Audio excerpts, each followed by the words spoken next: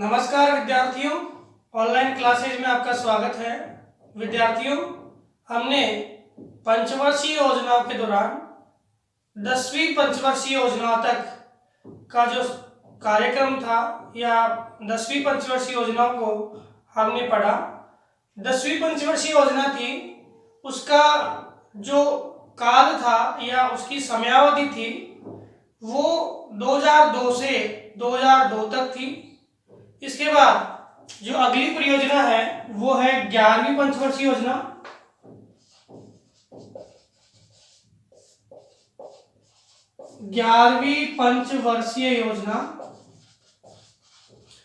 इस 11वीं पंचवर्षीय योजना की अगर हम कालावधि की बात करें तो 11वीं पंचवर्षीय योजना 2002 1 अप्रैल 2002 से तो कौन सी थी आपकी 10वीं, 2007 तक थी। मनमोहन सिंह सरकार और अटल बिहारी वाजपेयी सरकार दोनों थी।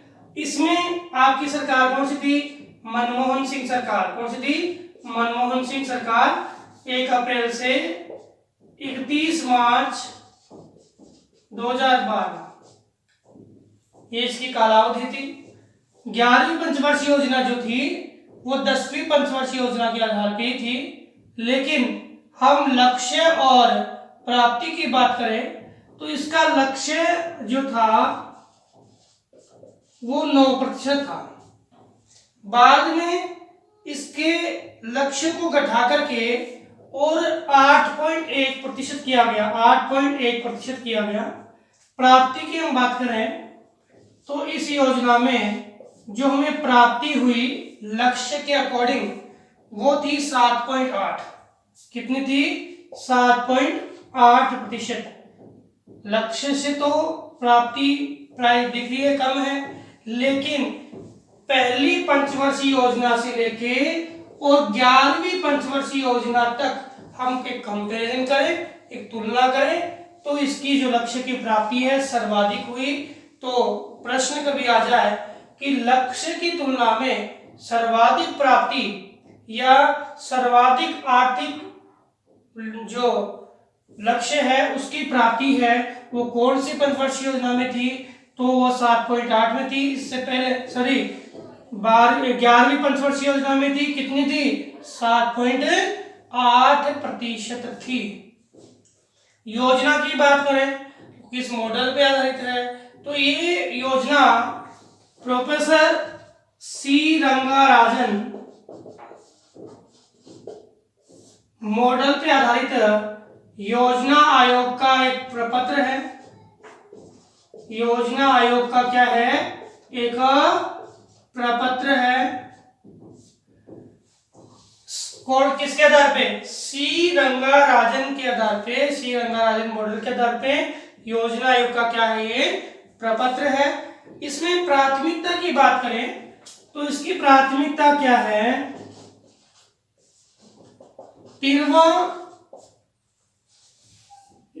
तीव्रतर व समावेशी विकास। समावेशी विकास। देखो, समावेशी विकास तीव्रता तो जाएंगे, तीव्रता यानी बहुत ही तेजी से। समावेशी विकास क्या है? समावेशी विकास है कि समानता के साथ समाज के हर वर्गों के लिए योजना बनाई जाए, चाहे वो आपका शारीरिक विकलांग है या शारीरिक रूप से असमर्थ वर्ग है या किसी भी वर्ग को देखे जो आर्थिक दृष्टि से भी निम्न है, जो वंचित वर्ग है, उन सभी वर्गों को लेकर के और योजना बनाई जाए और सबका विकास किया जाए। इस सब के विकास के लिए बात कही गई कौन सी पंचवर्षीय योजना में? 11वीं पंचवर्षीय योजना में। 10वीं पंचवर्षीय योजना का भी वही उद्देश्य, वही प्राथमिकता थी। क्या? न्यायपूर्ण या समानता के साथ विकास करना। इसमें वही है तीव्रतर और समावेशी विकास करना। तीव्रतर विकास करना और समावेशी विकास करना। इस योजना में अन्य प्राथमिकताओं को देखें तो अन्य प्राथमिकताओं के दौरान जो दूर संचार दूर संचार माध्यम है उसके विकास के लिए योजना में कहा गया, और कहा गया कि जो दूर संचार माध्यम है उसमें 2007 तक तो टेलीफोन सेवाओं के विकास के लिए, और 2012 तक समस्त क्षेत्रों को ब्रॉडबैंड सेवा के माध्यम से जोड़ दिया जाए। ब्रॉडबैंड सेवाओं के माध्यम से जोड़ दिया जाए, ये आपके इस योजना की प्राथमिकता थी। इसके अतिरिक्त इस योजना में देखें तो 2012 तक का लक्ष्य रखा गया कि सभी गांवों में स्वच्छ पेयजल का जो रूप है वो प्रदान किया जाए। स्वच्छ पेयजल जो है उसकी आपूर्ति, स्वच्छ पेयजल की आपूर्ति सभी गांवों में की जाए, यह है इसका प्रमुख लक्ष्य था। इसके अतिरिक्त इसमें प्रजनन क्षमता जो है उसको भी कम करने का लक्ष्य था, प्रजनन दर जो है उसको भी कम करने का लक्ष्य था। एवं इस पंचवर्षीय योजना में जो लिंगानुपात है, इस लिंगानुपात को बढ़ाने का भी क्या था, लक्ष्य था। लिंगानुपात को बढ़ाने का भी लक्ष्य रखा गया। इसके अतिरिक्त सबसे महत्वपूर्ण बात इस योजना में कि गरीबी उन्मूलन के लिए, गरीबी जो उन्मूलन है, इस गरीबी उन्मूलन या गरीबी निवारण इसके लिए प्रयास किया गया।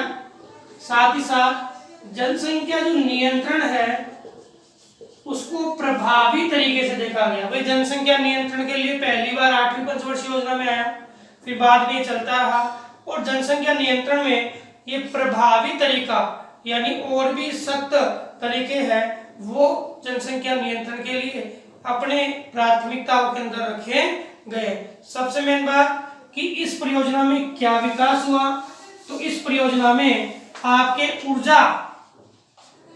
ऊर्जा संसाधनों में जो विद्युत उत्पादन है, बिजली का उत्पादन है, इस विद्युत के उत्पादन को बढ़ावा दिया गया। विद्युत के उत्पादन को क्या दिया गया, बढ़ावा दिया गया।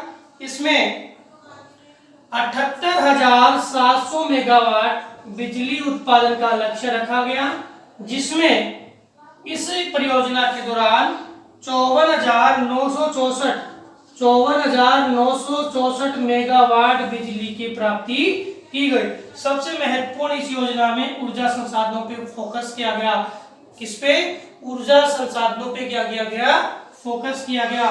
कौन सी पंचवर्षीय योजना में, 11वीं पंचवर्षीय योजना में। तो 11वीं पंचवर्षीय योजना में एक तो गरीबी निवारण के लिए लगभग 1.5% प्रति वर्ष, लगभग 1.5% प्रति वर्ष गरीबी जो रेखा के नीचे जो लोग रह रहे हैं उनकी दर को कम करना।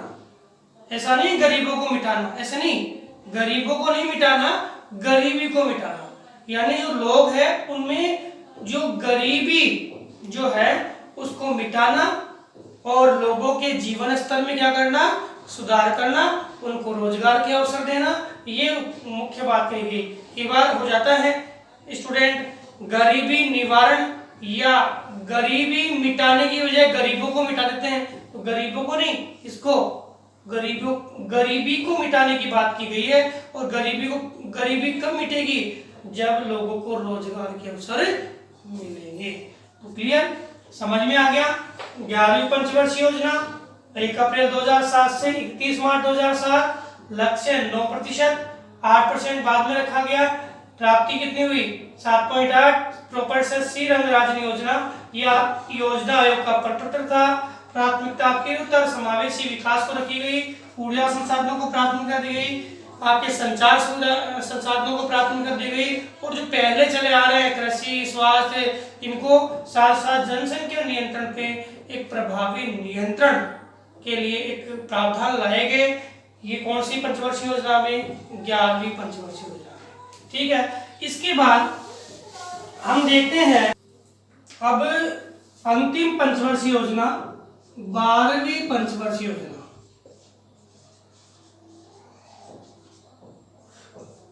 पंचवर्षीय योजना, देखो 12वीं पंचवर्षीय योजना के कालावधि की बात करें तो योजना आयोग जो है वो नीति आयोग में बदल गया और नीति आयोग के माध्यम से थिंक टैंक के आधार पर योजना आने लगी। वैसे देखें तो हम कालावधि की बात करें तो 1 अप्रैल 2012 से लेकर के और 31 मार्च 2017 तक इसका योजना काल है। लेकिन नीति आयोग जो है वो 2015 से एक्टिव हो गया और इसके साथ ही जो योजनाएं हैं वो थिंक टैंक के आधार पर जो है योजनाएं आने लगी। तो पंचवर्षीय योजना का जो रूप था वो क्या हो गया, समाप्त हो गया। एक बार पंचवर्षीय योजना का रूप समाप्त हुआ था कब, मोरारजी देसाई सरकार में, और जैसे ही कांग्रेस सरकार आई थी उसने पंचवर्षीय योजना पुनः लागू कर दी थी।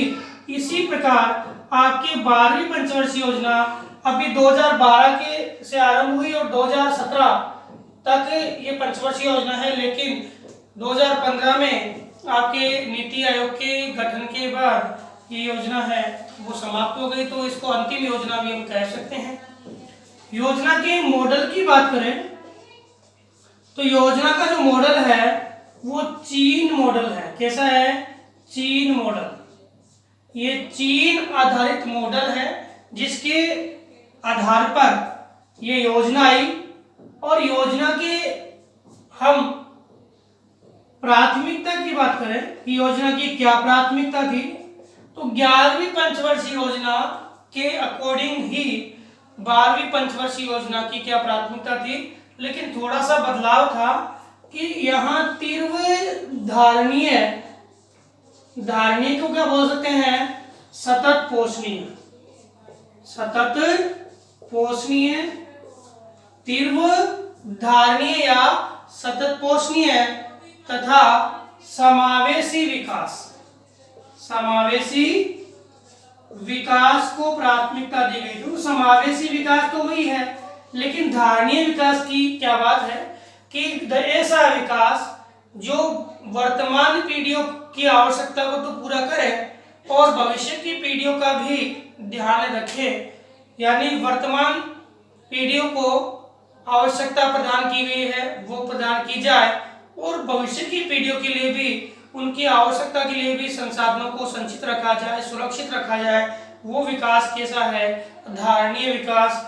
और 12वीं पंचवर्षीय योजना में इस धारणीय विकास को प्रमुख प्राथमिकता दी गई। समावेशी विकास की प्राथमिकता आपको इसमें 11वीं पंचवर्षीय योजना में कही गई थी। समावेशी विकास क्या है, तो समावेशी का मतलब है कंप्लीट, जो भी अपना वर्ग है, जनसंख्या वर्ग है, चाहे वो असमर्थ है, चाहे वो निम्न वर्ग है, चाहे वो उच्च वर्ग है, सबको समान विकास के क्षेत्र में आगे बढ़ाया जाए, वो है समावेशी विकास।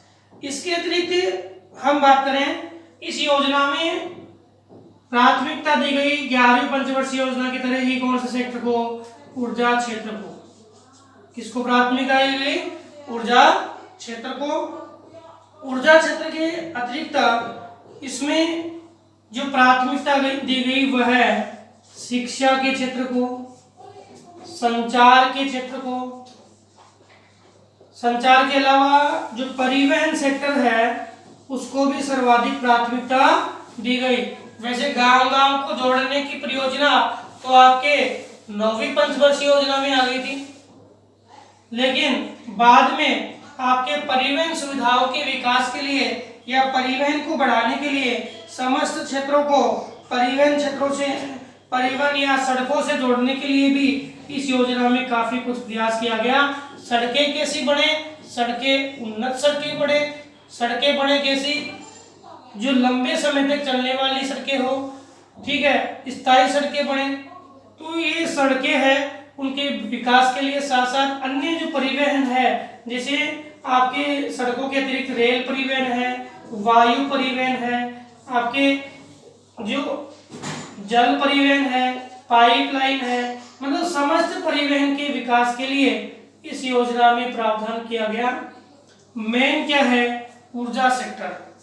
इसके अतिरिक्त इस योजना में देखें तो जो कृषि निवेश की जो विकास दर है, कृषि विकास दर वो भी बढ़ी, कृषि विकास दर है वो भी क्या है, बढ़ी। 4% का लक्ष्य रखा गया, 3.3% क्या हुई, प्राप्त हुई। और पिछली योजना में कितनी थी, 2.4% थी। तो कृषि विकास दर भी इस योजना के दौरान बढ़ी। साथ ही साथ विनिर्माण क्षेत्र में भी इस योजना में विकास हुआ। विनिर्माण क्षेत्र में भी इस योजना में विकास किया गया। विनिर्माण क्षेत्र में भी इस योजना में क्या किया गया, विकास किया गया। एवं इस योजना में सबसे महत्वपूर्ण बात यह है कि 3 सुरक्षाओं की बात की गई। 3 सुरक्षाओं, ये इंपॉर्टेंट है कि कितनी, 3 सुरक्षाओं की बात की गई। एक तो है खाद्य सुरक्षा, एक तो कौन सी सुरक्षा, खाद्य सुरक्षा। दूसरी रोजगार की सुरक्षा, यानी रोजगार दिया जाए सभी को, एक तो खाद्य सुरक्षा और दूसरी रोजगार सुरक्षा। और तीसरी सामाजिक न्याय की सुरक्षा, याद करना, सामाजिक न्याय की सुरक्षा। ये 3 सुरक्षाओं की बात इस योजना में की गई कि 3 सुरक्षा। और खाद्य सुरक्षा आप जानती हो कि कम कीमत पर जो अनाज उपलब्ध हो रहा है, प्रत्येक व्यक्ति को भोजन की सुविधा उपलब्ध की जा रही है, वो तो खाद्य सुरक्षा है। साथ साथ रोजगार गारंटी अधिनियम नरेगा, इसको एक बड़े स्तर तक ले जाया गया और विश्व स्तर पे यह हमारे देश का एक सबसे बड़ा उपक्रम या सबसे बड़ी महत्वाकांक्षी योजना है नरेगा। तथा सामाजिक न्याय के विकास के लिए भी प्रयास किया गया। ये योजनाएं, इस योजना में ये 3 सुरक्षात्मक कार्यक्रम चलाए गए। कृषि विकास दर बढ़ी, विनिर्माण क्षेत्र में विकास हुआ, परिवहन में सड़कों के विकास के साथ साथ अन्य परिवहन के विकास को भी प्राथमिकता दी गई। संचार माध्यम में सभी सेक्टरों को उपग्रह संचार प्रणाली के माध्यम से जोड़ने का प्रयास किया गया। शिक्षा को बढ़ावा दिया गया। कक्षा 10 तक मुफ्त शिक्षा का प्रावधान किया गया। कक्षा 10 तक क्या है, मुफ्त शिक्षा का प्रावधान किया गया। और शिक्षा की बात करें तो साक्षरता जो दर है, साक्षरता दर है उसको 94% तक लाने का प्रयास किया गया, लक्ष्य रखा गया। इसके अतिरिक्त जो निर्यात है, ऊर्जा सेक्टर का तो विकास किया गया, ऊर्जा सेक्टर का तो क्या किया गया, विकास किया गया। और जो निर्यात है, इस निर्यात को बढ़ाने का प्रयास भी किया गया। निर्यात को बढ़ाने का प्रयास किया गया। मेन बात क्या है, निर्यात को बढ़ाने का प्रयास किया गया। कौन सी पंचवर्षीय योजना में, 12वीं पंचवर्षीय योजना में। क्यों, क्योंकि निर्यात बढ़ेगा तो क्या होगा, व्यापार घाटा कम हो जाएगा। ये पढ़ा है ना आपने, व्यापार संतुलन, व्यापार संतुलन आपने पढ़ा है कि निर्यात जब बढ़ेगा तो व्यापार घाटा क्या हो जाएगा, कम हो जाएगा। और व्यापार घाटे को कम करने के लिए इस योजना में प्रयास किए गए। इसके अतिरिक्त इस योजना में वन क्षेत्र के विकास को भी बढ़ावा दिया गया। वन क्षेत्रों के विकास को भी इस योजना में बढ़ावा दिया गया। एक बार रिपीट करता हूं, तीव्र धारणीय विकास इस योजना का उद्देश्य है, समावेशी विकास इस योजना का उद्देश्य है। ऊर्जा को प्राथमिकता दी गई, शिक्षा को प्राथमिकता दी गई, 10वीं क्लास तक मुफ्त शिक्षा की प्राथमिकता इसमें दी गई। साक्षरता दर को 94% तक लाने का प्रयास किया गया। संचार सुविधाओं के माध्यम से प्रत्येक ग्रामीण क्षेत्र को संचार सुविधाओं के टेलीफोन, मोबाइल माध्यम से ब्रॉडबैंड सेवा से जोड़ने का प्रयास किया गया और लक्ष्य रखा गया। परिवहन सुविधाओं में सड़कों के विस्तृत जाल को या सड़कों के विस्तृत जाल के फैलाव के लिए प्रयास किया गया और अन्य परिवहन माध्यमों का भी विकास किया गया। कृषि विकास की दर है वो कितनी, 4.4% रखी गई, जिसमें प्राप्ति कितनी हुई, 3%, जो अन्य योजनाओं से ज्यादा थी। अन्य योजना में लगभग 2.4% से प्राप्ति थी। विनिर्माण सेक्टर को बढ़ावा देने के लिए प्रयास किया गया, निर्यात को बढ़ावा देने के लिए प्रयास किया गया, क्योंकि उद्देश्य क्या था, व्यापार के घाटे को कम करना, और वन क्षेत्र के विकास के लिए भी इस योजना में प्रावधान रखा गया। इसके अतिरिक्त 3 सुरक्षाएं दी गई, खाद्य सुरक्षा, रोजगार सुरक्षा और सामाजिक न्याय की सुरक्षा। और लोगों को, इस योजना में लोगों को आवास मुहैया कराने के लिए जो इंदिरा गांधी आवास योजना चल रही थी, इंदिरा गांधी आवास योजना, जो इंदिरा गांधी आवास योजना थी, आवास योजना, इसको बदल करके क्या नाम कर दिया, प्रधानमंत्री आवास योजना। और ये प्रधानमंत्री आवास योजना है न्यूनतम दर पर जो लोग हैं उनको मकान मुहैया कराने के लिए एक योजना थी, वो इसी पंचवर्षीय योजना में आई। इसके अतिरिक्त आपकी जन धन योजना, लोगों को बैंक खातों से जोड़ना या बैंकों से जोड़ना, लोगों को बैंकों से जोड़ना, लोगों को बैंकों से जोड़ना, ये प्रमुख योजना है। जनधन योजना, लोगों को किससे जोड़ना, बैंकों से जोड़ना, ये प्रमुख योजना आपकी कौन सी है, जनधन योजना। तो इस प्रकार से आपकी जो 12वीं पंचवर्षीय योजना, हम कह सकते हैं कि पंचवर्षीय योजनाओं की अंतिम योजना थी, पंचवर्षीय योजनाओं की अंतिम योजना थी।